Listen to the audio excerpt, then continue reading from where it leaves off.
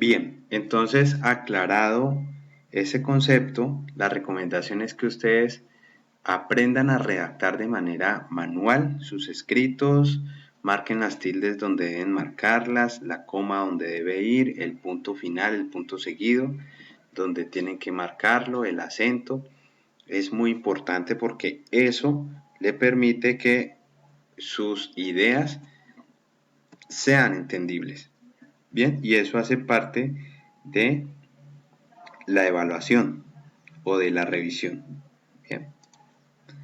El texto. El texto es la unidad fundamental en el proceso de comunicación, tanto oral como escrito. El texto está compuesto por signos, posee coherencia e intención comunicativa y es de carácter social. Entonces vamos por partes. ¿Cómo así que el texto es la unidad fundamental del proceso comunicativo tanto oral como escrito? Una unidad es una unión de varios elementos. Cuando hablamos de esta unidad aquí, esta unidad fundamental en el proceso de comunicación tanto oral como escrito, hacemos referencia a lo siguiente. ¿Bien? Hacemos referencia a esto. La unidad fundamental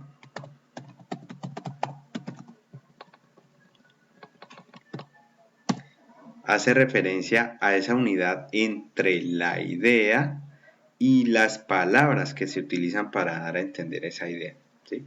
Una cosa es que usted tenga en mente decirle algo a alguien y usted utiliza unas palabras para dárselo a entender, codifica un mensaje. Por ejemplo, su docente o su tutor ha llegado 15 minutos tarde al aula de clase. Bien, la idea es que usted quiere hacerle saber o hacerle entender a su tutor que llegó tarde. Bien, esa es la idea. Y las palabras que quizás utiliza, de pronto usted por pena, si es que le da pena o algo de pudor, pues usted no le dice, uy, profe, llegó tarde, ¿no? Quizás utiliza un lenguaje jocoso y le dice, uy, profe, se le pegaron las cobijas, ¿no? Entonces, de manera jocosa, usted le hace entender a él su idea. ¿Cuál fue?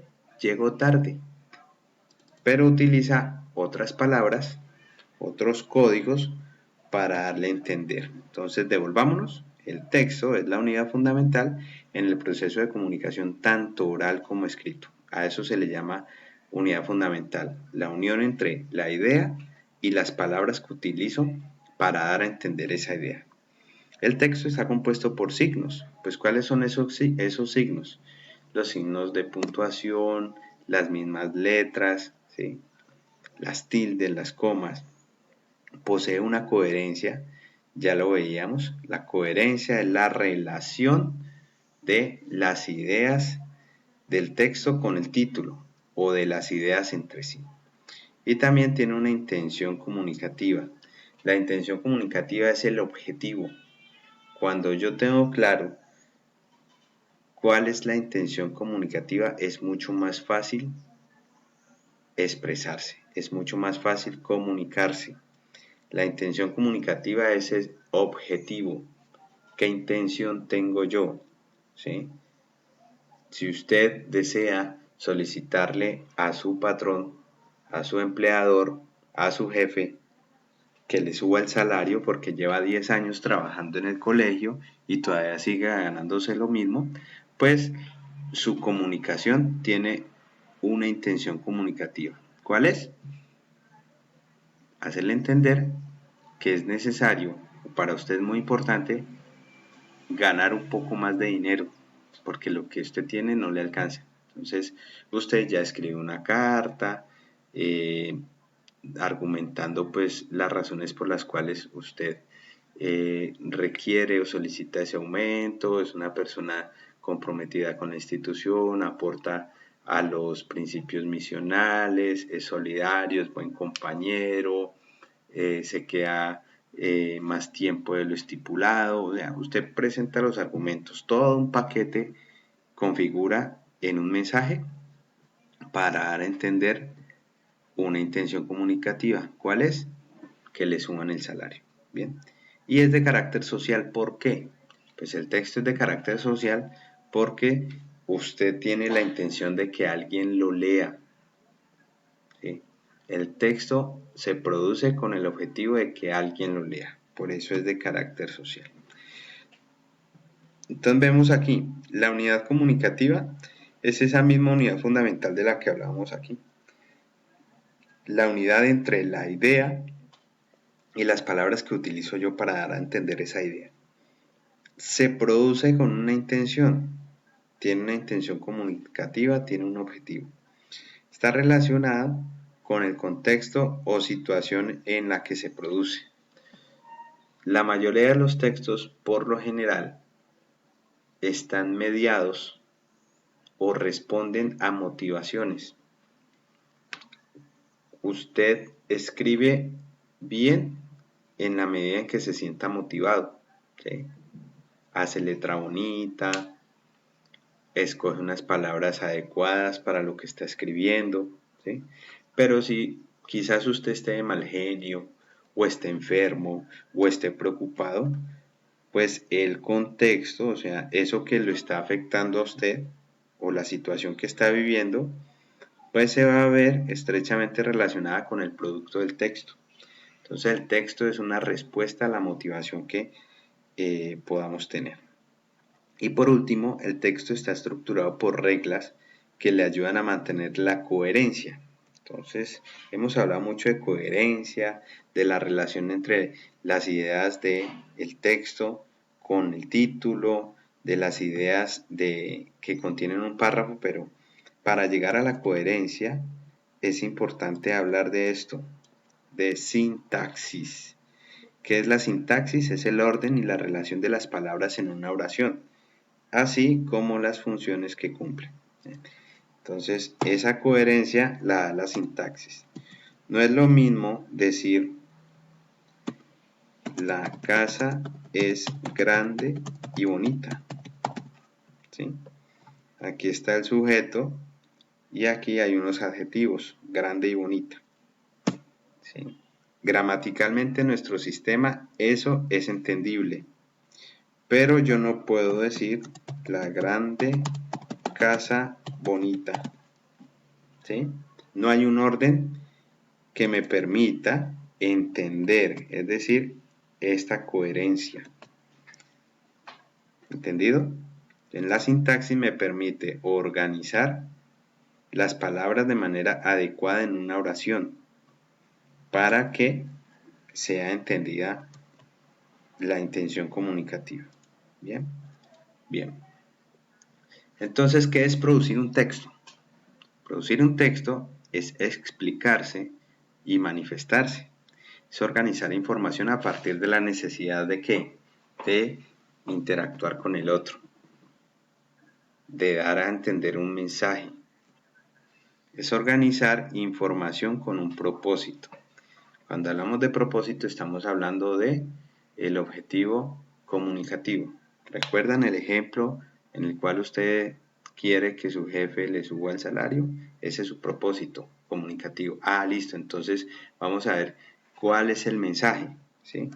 Entonces devolvámonos acá. Entonces yo ya sé cuál es mi objetivo. ¿Qué? Ah, que me suba el salario. ¿Cómo? Analizar cómo lo voy a escribir de tal manera que él entienda y se ponga en mis zapatos y diga, sí, le vamos a subir el salario. Organice, es decir, la forma, qué va primero, qué va después. Y finalmente, evaluar, revisar. Bien. ¿Cuándo produzco un texto? Pues yo produzco un texto cuando cuento algo, cuando escribo una carta, una poesía, cuando lleno un aviso, cuando intercambio ideas, cuando hago una lista de mercado, cuando dejo en casa un mensaje escrito, cuando escribe un libro, cuando exponemos el contenido de un texto. Veamos este ejemplo. Este ejemplo hace referencia a un párrafo narrativo. Es un párrafo narrativo descriptivo. Se titula El primer día de clase de Rodrigo. Entonces vamos a leerlo y vamos a analizar cuántas acciones o cuántas ideas se encuentran consignadas en ese párrafo. Este es el primer día de clase de Rodrigo. Cuando llegó el lunes, su papá lo llevó a la escuela. Rodrigo iba muy emocionado. Jugó mucho con sus amigos y también hizo nuevos amigos. Uno se llama Luis y otro Pepe. Se comió de lunch sus galletas, pero no su torta de jamón. Cuando llegó a su casa, saludó a su mamá y a su perro.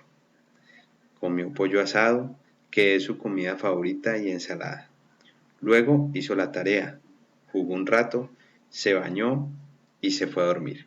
Y así es como fue el primer día de escuela de Rodrigo. Como les dije, es un texto, es un párrafo narrativo. Vamos a ver aquí la explicación. En total, este párrafo tiene 1, 2, 3, 4, 5, 6, 7 y 8 ideas. Imagínense, en un solo párrafo hay 8 ideas. La intención de este párrafo es narrar, contar y en algún momento describir qué fue lo que hizo Rodrigo en su primer día de clase. Yo puedo hacer una lista de acciones que haya desarrollado Rodrigo en su primer día de clase. Pero cuando a mí ya me piden que yo lo redacte, no solamente que haga una lista, sino que yo lo redacte, que yo lo cuente, para que la gente entienda y se haga una idea de esos momentos importantes de Rodrigo en su primer día de clase, entonces yo ya le meto la sintaxis, el orden y relación de las palabras en una oración. Y la función que cumplen. ¿La función cuál es? De este párrafo, narrar el primer día de clase de Rodrigo. ¿Sí? Pero no basta solo con hacer una lista.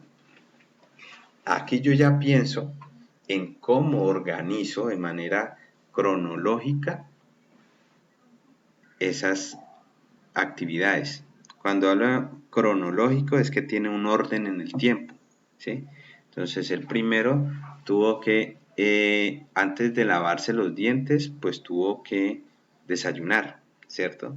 Y antes de desayunar, pues tuvo que haberse bañado, ¿sí? Y antes de haberse bañado, pues tuvo que haberse despertado, ¿sí? Todo tiene un orden lógico. A eso se le llama un orden cronológico, un orden lógico en el tiempo. Entonces, de esta manera empieza. Primero, te hace una presentación de lo que se va a tratar el párrafo. Este es el primer día de clase de Rodrigo. Vamos a ver cuánto llevamos, 13 minutos. Segunda idea, cuando llegó el lunes, su papá lo llevó a la escuela. Rodrigo iba muy emocionado, entonces ya uno se hace la imagen de él, Rodrigo tomaba la mano de su papá y muy contento. Tercero, jugó mucho con sus amigos y también hizo nuevos amigos. Uno se llama Luis y otro Pepe. Entonces ya uno se los imagina en el patio jugando los 3 niños. Cuarta idea, se comió de lunch sus galletas pero no su torta de jamón. Entonces ya imaginamos qué llevaba en la lonchera y qué comió y qué no. Quinto, cuando llegó a su casa saludó a su mamá y a su perro. Entonces ya nos contaron que tiene mascota. Sexto, comió pollo asado, que es su comida favorita, y ensalada. Ensalada no sabemos de qué, pero todos nos imaginamos cómo es una ensalada. Luego hizo la tarea, jugó un rato, se bañó y se fue a dormir. Suponemos que esto fue en la tarde, ¿sí? No nos lo están diciendo, pero sabemos que luego de la escuela, si fue en la mañana, como lo dicen allí, en la tarde hizo la tarea, jugó un rato y se bañó. Y luego se fue a dormir. Y resume con esta frase. Y así es como fue el primer día de clase de Rodrigo. Entonces, este ejemplo para que entiendan cómo se desarrollan varias ideas en un párrafo. Entonces, vamos al siguiente video, la parte 3 de esta explicación.